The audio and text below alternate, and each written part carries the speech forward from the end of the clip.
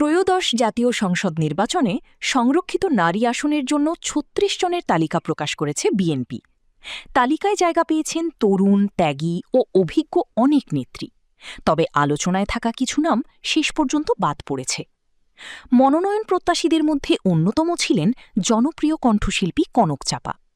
জাতীয় নির্বাচনে মনোনয়ন না পাওয়ার পর তিনি আশা করেছিলেন সংরক্ষিত নারী আসনে সুযোগ পাবেন, কিন্তু সেখানেও মনোনয়ন না পাওয়ায় সামাজিক মাধ্যমে জানিয়েছেন নিজের অনুভূতি।